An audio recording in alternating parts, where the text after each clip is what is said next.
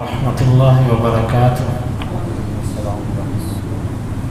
سورۃ البقرہ آیت نمبر 205۔ اعوذ باللہ السمیع العلیم من الشیطان الرجیم من حمزہ ونفخہ ونفثہ۔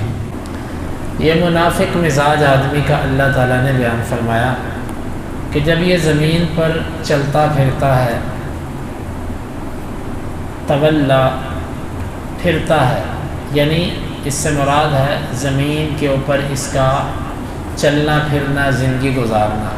اور بعض نے تولا کا معنی یہ بھی کیا کہ جب وہ حاکم بنتا ہے، والی بنتا ہے، اس کے پاس کوئی عہدہ آتا ہے تو وہ کیا کرتا ہے؟ سعی فی الارض۔ سعی کا مطلب یہاں پر دوڑنا نہیں ہے، اس کا مطلب ہے کوشش کرنا۔ تو وہ کوشش کرتا ہے زمین میں۔ کیوں کوشش کرتا ہے؟ لیفسد فیہا، تاکہ وہ اس میں فساد کرے۔ زمین کے اندر فساد، زمین میں فساد کیا ہے؟ اللہ کی ہر نافرمانی فساد ہے۔ ہر نافرمانی، اس کا تعلق اپنی ذات سے ہو، اس کا تعلق لوگوں کے حقوق سے ہو یا کسی اور چیز سے، جو بھی اللہ کی نافرمانی ہے یہ فساد ہے۔ وہ کوشش کرتا ہے کہ وہ زمین میں فساد کرے۔ کیوں ایسا کرتا ہے؟ وہ فساد کیوں کرتا ہے؟ لیہلک الحرث والنسل، تاکہ وہ نسلوں کو اور کھیتیوں کو تباہ کر دے۔ اس کے گناہ کا کھیتیوں اور نسلوں سے کیا تعلق ہے؟ قرآن نے فرمایا کہ ظہر الفساد فی البر والبحر بما کسبت ایدی الناس۔ زمین کے اوپر جو فساد، خشکیوں پر اور پانیوں پر جو فساد ہے، یہ لوگوں کے ہاتھوں کی وجہ سے، لوگوں کے کیے ہوئے کی وجہ سے۔ اور دوسرا، جب اللہ کی نافرمانیاں زیادہ ہوتی ہیں تو اللہ کی رحمتیں رک جاتی ہیں۔ جب اللہ کی رحمتیں رکتی ہیں تو اللہ کے عذاب آتے ہیں۔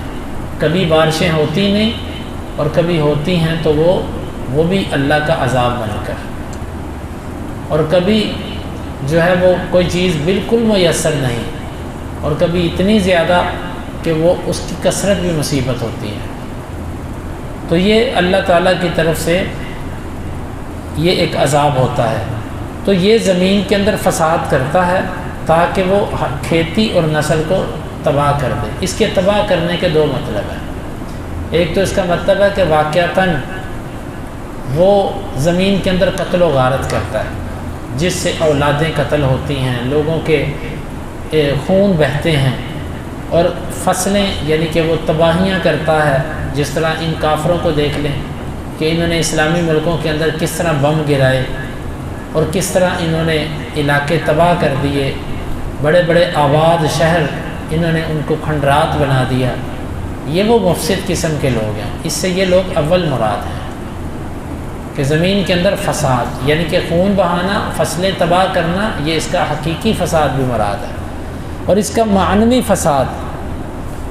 فساد سے مراد ہے کہ زمین کے اندر ایسے گناہ کرتا ہے کہ جس کے اثرات فصلوں پر جاتے ہیں، کیونکہ جب اللہ کی اطاعت کی جاتی ہے تو فصلوں میں بھی برکت آ جاتی ہے۔ جس طرح کہ عمر بن عبدالعزیز رحمہ اللہ کے بارے میں آتا ہے کہ لوگ کہتے ہیں کہ جس وقت ان کے زمانے میں جب عدل ہوا تو اتنی برکت تھی کہ گندم کے دانے کھجور کی گٹھلی کے برابر ہونے کو تھے۔ یہ عدل کے زمانے کے اندر فصل کی کثرت۔ کیوں؟ جب عدل ہوتا ہے، آپ دیکھیں عیسیٰ علیہ السلام جب آئیں گے، حدیث کے اندر آتا ہے یملأ الارض عدلا، وہ زمین کو عدل اور انصاف سے بھر دیں گے۔ تو پھر اس وقت عدل اور انصاف سے جب زمین بھر جائے گی تو پھر کیا ہوگا؟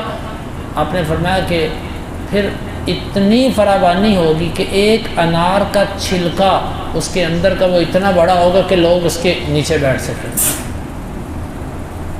یعنی ایک اونٹنی اتنا دودھ دے گی، ایک گائے، ایک بکری اتنا دودھ دے گی کہ وہ ایک ایک خاندان کے لیے، ایک ایک گھرانے کے لیے، ایک کنبے کے لیے کافی ہوگا۔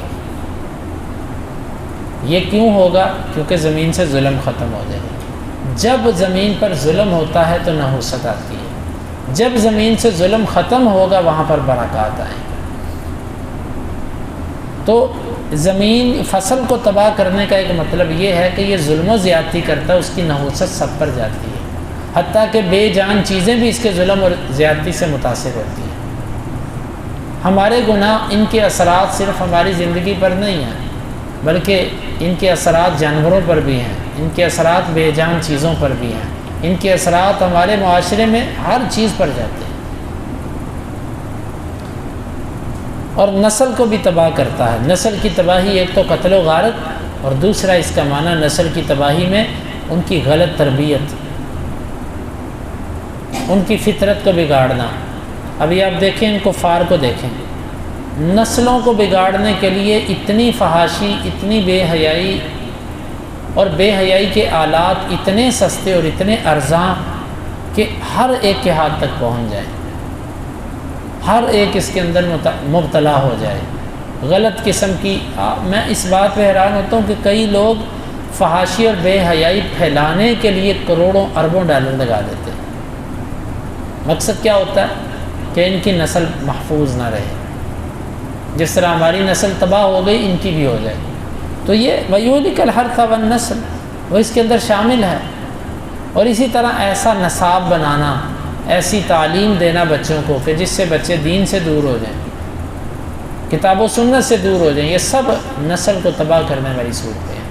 ایسے نظام، ایسی تعلیم، ایسی تربیت، یہ سب کی سب نسلوں کو تباہ کرتی ہے۔ واللہ لا يحب الفساد، اور اللہ تعالیٰ ایسے فساد کو پسند نہیں کرتا، مفسد کو اللہ پسند نہیں کرتا۔ وَإِذَا قِيلَ لَهُ اتَّقِ اللَّهَ أَخَذَتْهُ الْعِزَّةُ بِالْإِثْمِ، اور اس کے اندر تکبر اتنا ہے، حق سے نفرت اتنی ہے کہ جب اس کو کہا جاتا ہے کہ اللہ سے ڈر جاؤ، جب اس کو کہا جاتا ہے اللہ سے ڈر جاؤ، تو یہ کیا کرتا ہے؟ اس کو گناہ پکڑ لیتا ہے، گناہ اس کو عزت کے ساتھ پکڑ لیتا ہے۔ کیا مطلب؟ عزت سے مراد یہاں پر تکبر ہے، گناہ اس کو بھڑکاتا ہے، یہ تکبر میں آ جاتا ہے کہ تم مجھے کہتا ہے اللہ سے ڈر۔ آج اگر کسی بندے کو یہ کہا جائے نا اللہ سے ڈر، وہ آگے سے غصہ کر جاتا ہے۔ بعض اہل علم یہ کہا کرتے تھے کہ جب تمہیں کوئی کہے کہ اللہ سے ڈرو تو بعض اہل علم کو جب یہ کہا جاتا تو ان کے اوپر اثرات اس کے طاری ہوتے، اور دکھائی دیتا ان کو کہ واقعی یہ مجھے اللہ سے ڈرنے کو کہا جا رہا ہے۔ اور آج ہم کسی کو جب کہتے ہیں اللہ سے ڈر تو وہ آگے سے لڑائی کرتا ہے۔ تو جب اس سے کہا جاتا ہے کہ اللہ سے ڈر جا، تو اس کو تکبر اس کے اندر آ جاتا ہے اور گناہ پر مزید اڑ جاتا ہے۔ یعنی کہ آسان لفظوں میں یوں سمجھے، کسی بھی نیکی کا حکم دیا جائے تو برائی پر اڑ جانا، ضد کرنا، یہ ایسے منافق کی علامت ہے۔